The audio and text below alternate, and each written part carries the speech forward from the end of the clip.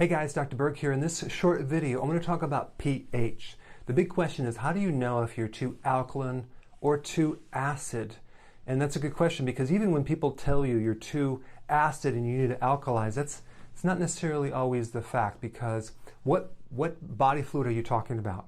I mean, are you talking about the blood, which normally should be slightly alkaline, or are you talking about the stomach, which is extremely acid, or the urine that should be slightly acid, or the bile that should be alkaline, or the large bowel that should be acid? So you always want to determine what pH you're talking about.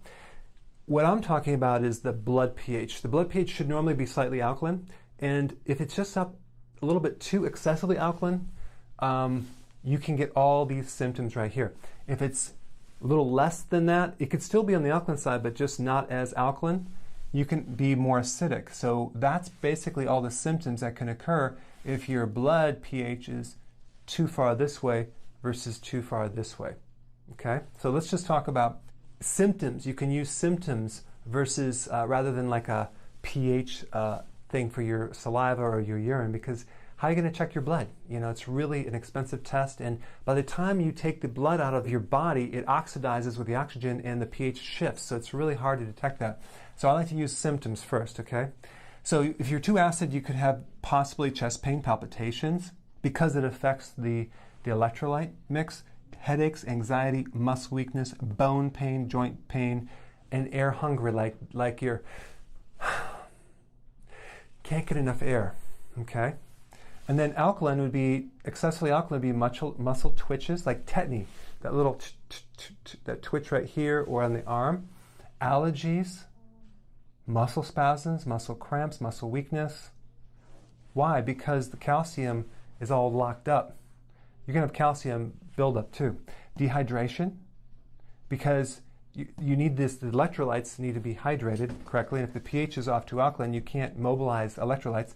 Muscle pain, and also difficulty breathing. This might be more of a hyperventilation.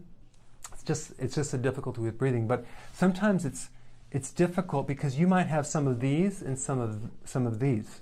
So there's one quick way to determine what way you are.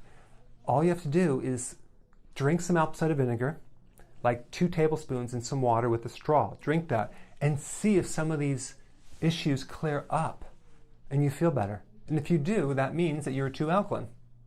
Or let's assume that you're too acid. Take some calcium citrate or calcium magnesium and see if you don't feel better. It's a quick way to determine what pH you are. So that's one way that you can do it. So you don't necessarily have to do an expensive test. And some people, I just give them a little calcium magnesium or lactate, and boom, like half of these things clear right up. But the ultimate thing to do is to get on the right eating plan, and your body will bring your pH to the correct balance. Now, as we're talking about symptoms and causes, I have a quiz down below in the description box that's 104 questions. Go ahead and take this quiz, and I will send you a report to tell you what's going on with your body. All right, thanks for watching.